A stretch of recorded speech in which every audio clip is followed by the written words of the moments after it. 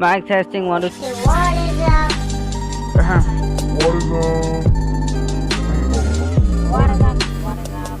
What is up? So what is up guys, Movie Mafia is here, and if you're watching the Disney Plus Hotstar series The Falcon and the Winter Soldier, then this video is only for you. In today's video, we are going to talk about what episode 4's ending says about the new Captain America. We are going to also discuss all the shocking elements going throughout the series. So let me tell you, this video is sponsored by spoilers. So you already know with whom we are going to start this video. Yeah, you guessed right, that's John Walker, Wyatt Russell. Thank you so much for coming on the show because I Episode 4 of The Falcon and the Winter Soldier, The Whole World is Watching, brought a swift end to any kind of moral high ground Walker sought to occupy.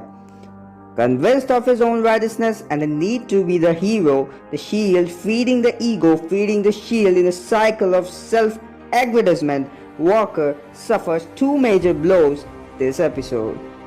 The first blow comes when he gets beaten by Dora Milaje and the show hammers home the character's white supremacy. It's not just that he got beaten by two people who weren't super soldiers, but he's a white guy that got beaten by two black women. Yeah, I may be wrong, maybe I'm wrong that the show is not going towards any racial tension, but this is what I think. Rather than respecting the skill, educating himself and reassess his biases, Walker turned inwards, and after a brief conversation with his pal Hoskins, he feels justified in taking the serum.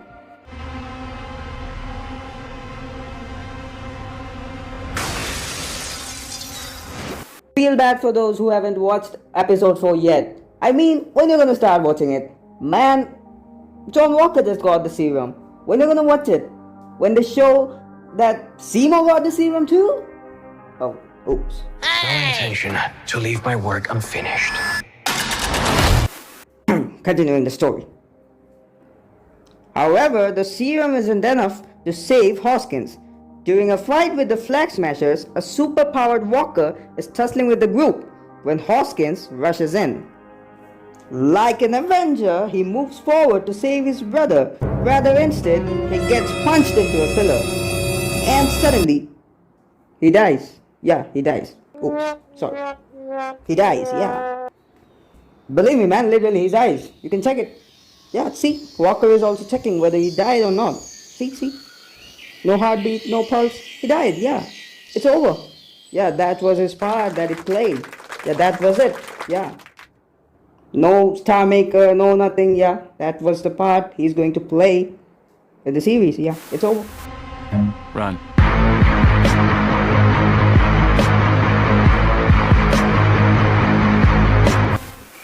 Oh no, Marvel, you can't do it. You can't do it. I just shooted a whole new video about Star Maker. How he's going to fit into the MCU, how his characters is going to be, what's his future. And you just killed him in episode 4? Are you kidding me? How could we not talk about family when family's all that we got? Everything I would do, you were standing there by my side. And now you gon' be with me for the last ride. Been a long day without you, my friend. And I'll tell you all about it when I see you again. We've come a long way from where we began. Oh, I'll tell you all about it when I see you again. When I see you again.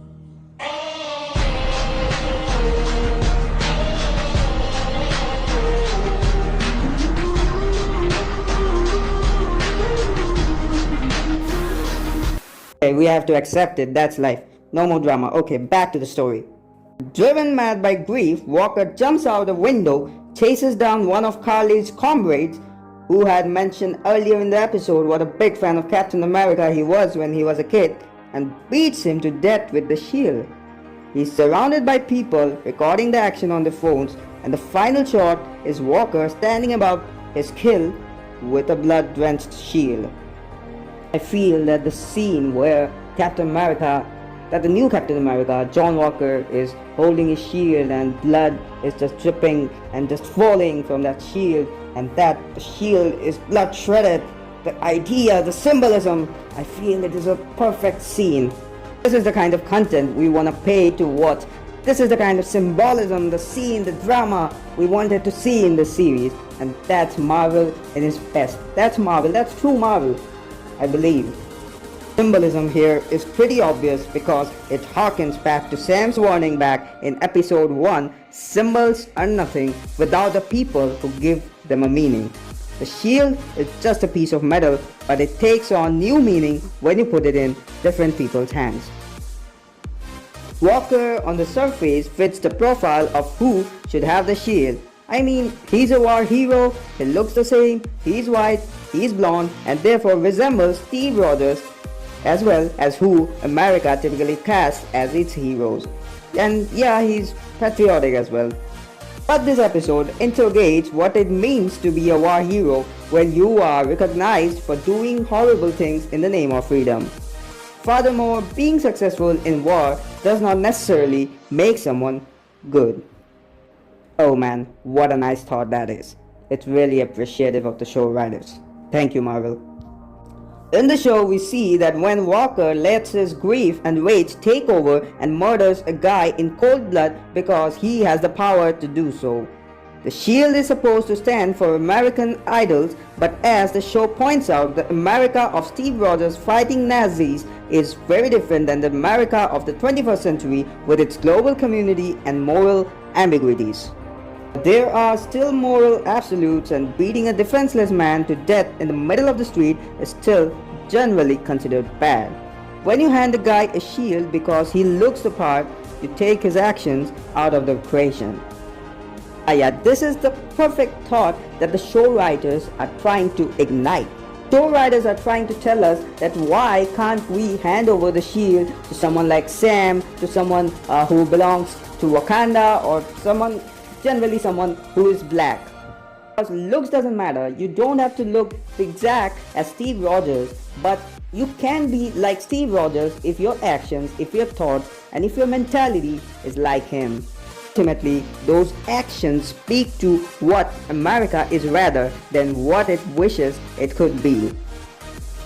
If Steve Rogers was the ideal, then John Walker is the cold reality, insecure, fearful of power that isn't white and male, reckless, and ultimately violent and impulsive.